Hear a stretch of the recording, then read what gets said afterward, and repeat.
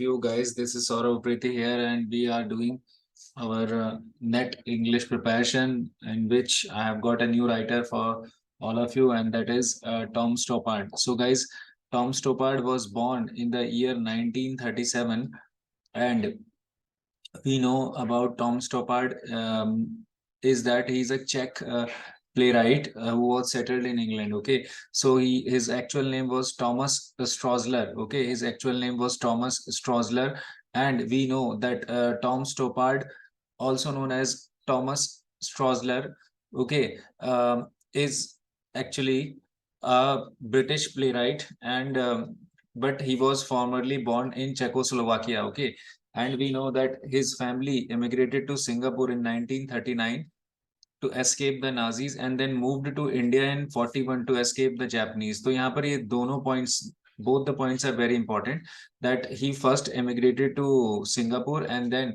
his Indian connection is very important.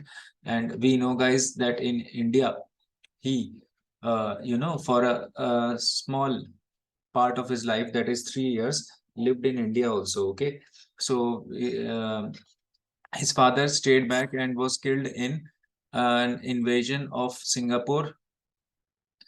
Tom and his mother went to England in 46. On her remarriage, he took his stepfather's name of Stoppard. Okay, so after leaving Pocklington School in New Yorkshire at 17, this is a very important question. He became a journalist. He wrote a novel, and in 1962, he had two short plays broadcast on the radio. Okay, so the British theatre had been dominated for a decade by realistic kitchen sink drama. जब when Stoppard's, this is a very important play, Rosencrantz and Guildenstern are dead. देखिए, स्टॉपार्ड के बारे में जो दो बहुत important चीजें हैं वो ये हैं कि आप इसमें एक चीज तो ये देखेंगे कि स्टॉपार्ड की जो इम्पोर्टेंट एलिमेंट्स हैं वो क्या हैं, कि स्टॉपार्ड के बारे में एक चीज तो ये है कि स्टॉपार्ड चेक प्ले राइट हैं, और कहीं ना कहीं इनके प्लेज में इन्होंने क्या किया है, डेरिवेशंस लिए हैं, डेरिवेटिव्स लिए हैं. That means he has derived most of his plays from other works. So his plays are derivatives of other plays. ठीक है, अदर प्लेज के डेरिवेटिव्स हैं इनके प्लेज. ये एग्जाम्स में क्वेश्चन पूछेगा. ठीक है, जैसे कि मैंने बताया अभी, Rosencrantz and Guildenstern are dead. This is a play which is derived from Hamlet. Okay, so ये जो प्ले है ये हेमलेट से डिराइव्ड है.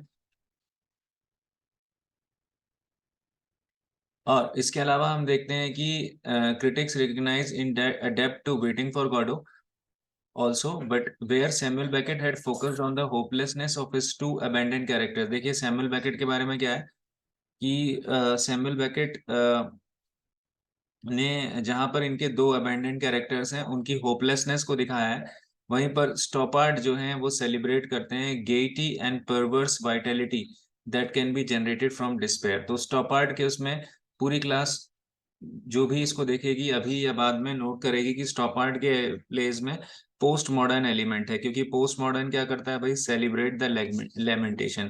पोस्ट मॉडर्निज्म में जो है सेलिब्रेट द फ्रेगमेंटेशन, सॉरी. तो फ्रेगमेंटेशन जो है टाइम का, या फिर होपलेसनेस है कैरेक्टर्स की, जो उनका कहीं ना कहीं एक फ्रस्ट्रेशंस हैं, आइसोलेशन से, उनको सेलिब्रेट करता है. तो स्टॉपार्ड के प्लेज में भी यही देखने को मिलता है. ठीक है, सो स्टॉपार्ड he uses plays by another playwrights as launching pads for his own. Shakespearean critic या शेक्सपियरियन प्लेराइट भी कहते हैं स्टॉपार्ड को, इसलिए आज का टॉपिक इंपॉर्टेंट है.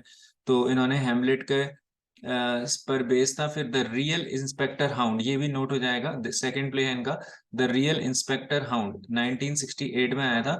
ये अगाथा क्रिस्टी की classic country house murder mystery play है, द माउस ट्रैप, उसकी पैरोडी है. The Real Inspector Hound note कर लेंगे, is a parody of Mousetrap. Agatha Christie का जो प्ले है उसकी पैरोडी है. ये एग्जाम्स में आएगा. अगाथा क्रिस्टी को क्या कहते हैं गाइस हम लोग? अगाथा क्रिस्टी को हम कहते हैं क्वीन ऑफ क्राइम्स. क्या कहते हैं अगाथा क्रिस्टी को? Queen of crimes.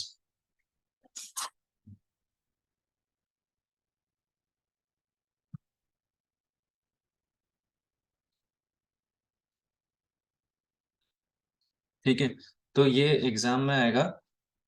और इसके अलावा मैंने आपको बताया कि इनका एक प्ले और है ट्रेवेस्टीज, ठीक है। तो ट्रेवेस्टीज 1974 में है, और ये ट्रेवेस्टीज जो है ये ऑस्कर वाइल्डे का the Importance of Being Earnest से लिया गया है। The Importance of Being Earnest से लिया गया है ये प्ले, ट्रेवेस्टीज, ठीक है। तो द ऑस्कर वाइल्डे हम जानते हैं कि नॉटी नाइन्टीज के राइटर हैं। लेट 19 सेंचुरी में हम लोग देखते हैं नॉटी नाइन्टीज, तो उसके राइटर हैं, और कहीं ना कहीं एग्जाम के पॉइंट ऑफ व्यू से बहुत इंपॉर्टेंट है।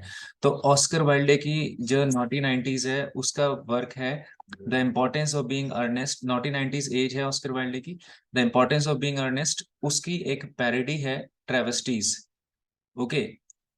फिर इसके अलावा जो सबसे इम्पोर्टेंट प्ले है, again I would first of all, before going further, I will again say that this text is indebted to, you can say, not an anthology। not an anthology से मैंने ये टेक्स्ट को लिया है, ठीक है, ताकि प्लेजरिज्म बिल्कुल ना आए। और I humbly express my sincere appreciation and sincere thanks for not an anthology for publishing this introduction of Tom Stoppard, from where I am sharing this introduction। तो उसके बाद फिर हम देखते हैं कि आर्केडिया 1993 में, जो कि बहुत ही इंपॉर्टेंट प्ले है इनका, नोट कर लेंगे। आर्केडिया टॉम स्टॉपार्ड का ग्रेटेस्ट साइंस फिक्शन प्ले माना जाता है, ठीक है, greatest science fiction play. Play लिखना जरूरी है क्योंकि ये एक प्ले है, ठीक है, एग्जाम के पॉइंट ऑफ व्यू से ये बहुत इंपॉर्टेंट है। और इसमें हम देखते हैं कि बेसिकली रोमांटिक एज और पोस्ट मॉडर्न एज का एक मिक्सचर है। प्लीज नोट कर लेंगे, इसमें दो टाइम जोन्स चल रही हैं, पोस्ट मॉडर्निज्म है ये, romantic plus post modernism, post modern as, दोनों का एक मिक्सचर हम लोग इस प्ले में देखते हैं, ठीक है। और सबसे इम्पोर्टेंट क्या है इस प्ले के बारे में, इस प्ले में जो कैरेक्टर है वो बहुत इंपॉर्टेंट है। अगर हम ऊपर आए इधर, तो हम देख रहे हैं यहाँ पर कैओस थ्योरी का यूज करते हैं ये। कैओस थ्योरी जो है जेम्स ग्लीक का chaos the making of a new science, इसको नोट कर लेंगे, जेम्स ग्लीक का chaos the making of a new science से रिलेटेड है। और उसके बाद तो हम देख रहे हैं कि the opposition of order and disorder, past and future, that is present, provides the principles of Arcadia. तो जो इसका प्लॉट है ये past present future, sorry past और प्रेजेंट दोनों में जो है मिलता है, और दोनों को इस प्ले में हम देखते हैं। अगर आपको पता हो कि आर्केडिया, ये जो सेम टाइटल है, ये और किसने लिखा है, फिलिप सिडनी का भी बहुत इंपॉर्टेंट वर्क है एलिजाबेथन एज में, आर्केडिया, ठीक है, आर्केडियन प्रोज भी कहते हैं हम। आर्केडिया फिलिप सिडनी का वर्क है एलिजाबेथन एज में। अभी आप देख रहे हैं कि टॉम स्टॉपार्ड ने भी लिखा है, और टॉम स्टॉपार्ड का ये जो प्ले है बहुत फेमस, ये आपका आप देख रहे हैं कि ये एक कैओस थ्योरी पर आधारित है। और फिलिप सिडनी का आर्केडिया प्रोज रोमांस था, आर्केडियन प्रोज भी कहते हैं हम उसको, ठीक है। तो ये जो है प्रीकर्सर्स ऑफ नॉवेल्स में आ जाता है।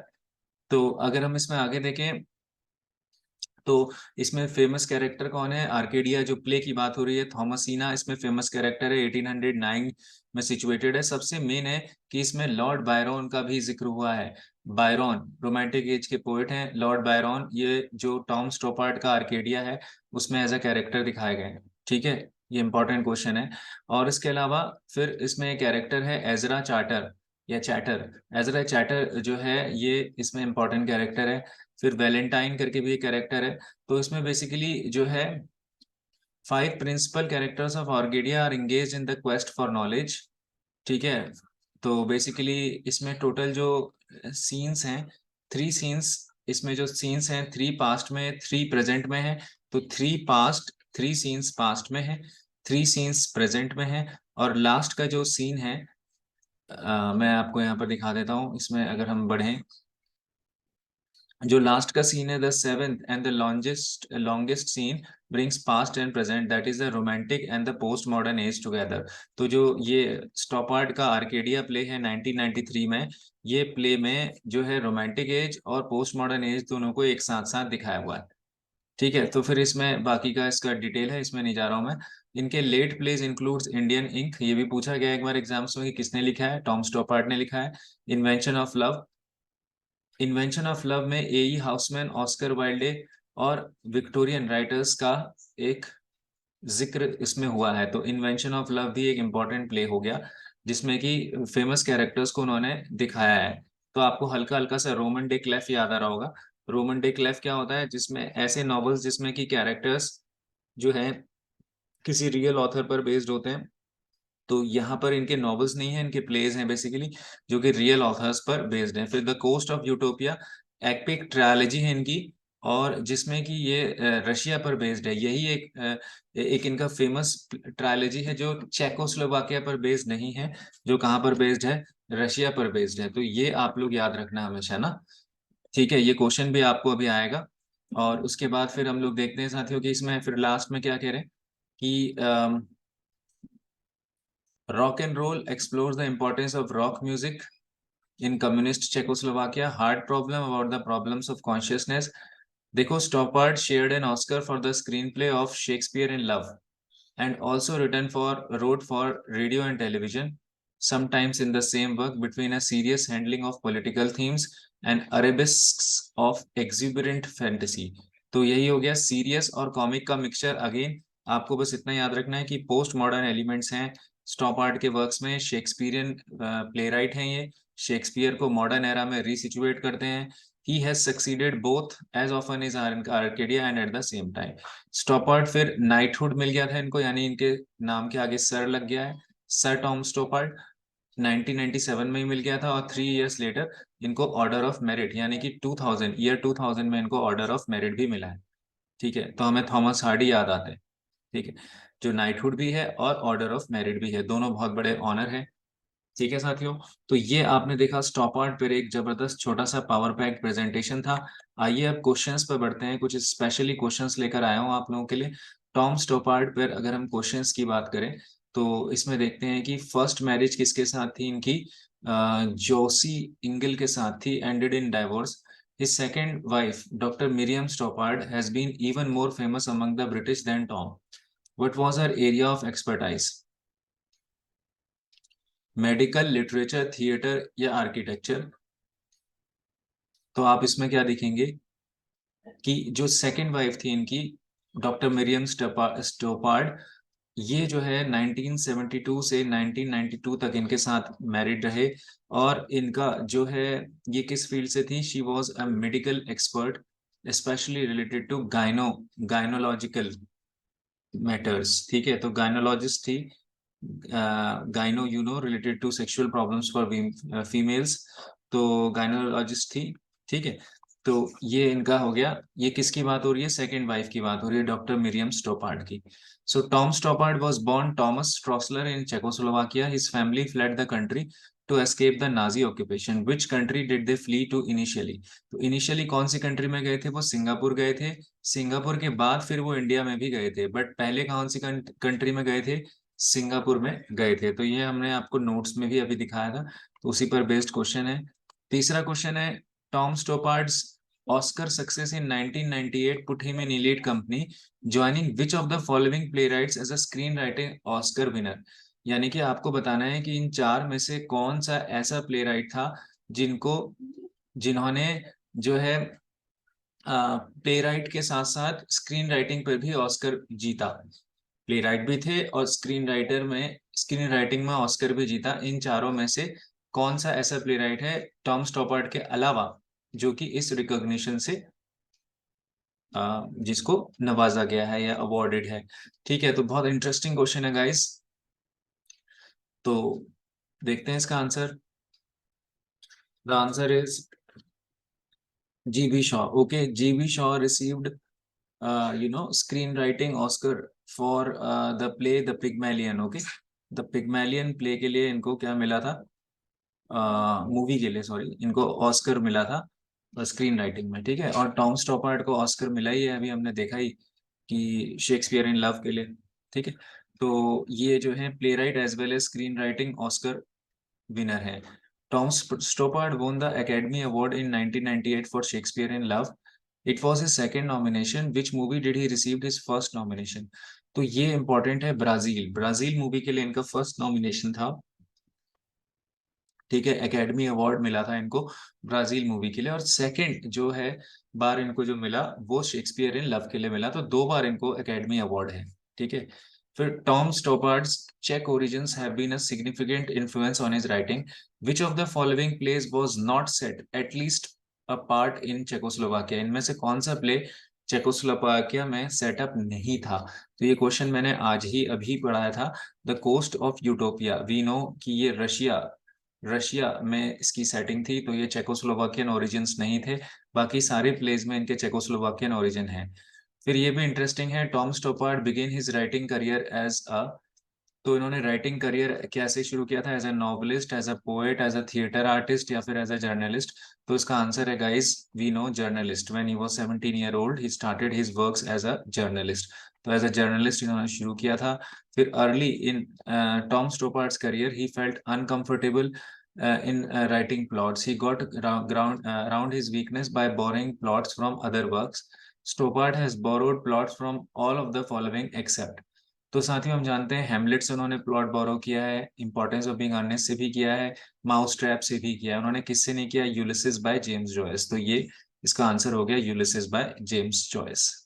Okay, so this is it guys. So I hope आप लोग इसी तरह से नेट की सीरीज हमारी ले रहे होंगे और इसी तरह कंटिन्यू करते चले।